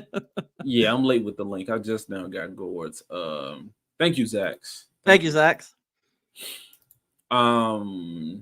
What am I doing next? Okay, I got a clip that I'll play us out with, and then I'll play the music. You guys, y'all don't have to stay in the background. I'll message y'all. I am gonna go to sleep. So Twitter. Been really a lot of fun. I look forward to the wrap up. All right, get out of here, man. Appreciate y'all. Subscribe to those people's channels. Cut a video on, leave the shit in the background if you don't want to listen to it. There you go. What was I saying? I'm not a movie buff or something. I don't even know where I was going with that conversation. You said that. I did. I was wondering too. But all right, we are out, people. I'm gonna play this. I sent it to y'all. This would also be cool if everybody found their own like avatar videos to like present some little content. Because Gory, I remember you were telling us about I think your brother making a video or something. Yeah. Avatar. Wanted Dead or Alive. He did a full music video. It was kind of amazing. Okay. All right, people. We're out. Thank y'all for coming. Peace. Bye. Yeah, that's all I got.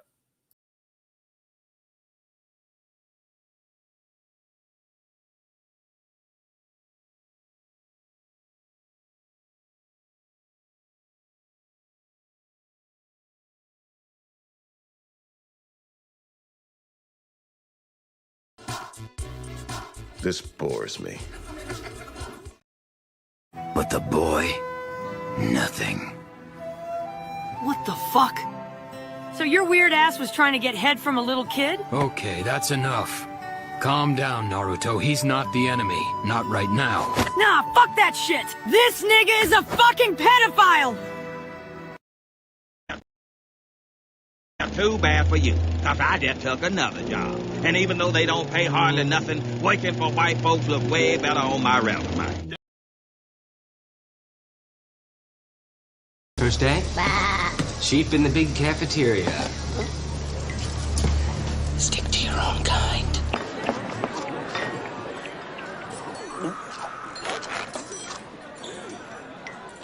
Check it out, boo-boo. Hey, gang! Hey, Fred! Now that he's friends with the Powerpuff Girls, Fred thinks he's too good for us. Get lost, sheep. You're on my seat. This table's reserved. Villains only. Come on, Sheep. You can sit with us. Yes! Go sit with the freaks! Freaks? Have you looked in a mirror?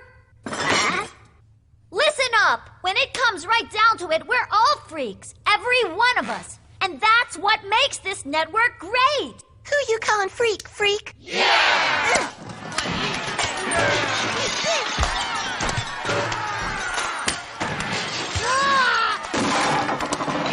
This is why I never come here anymore.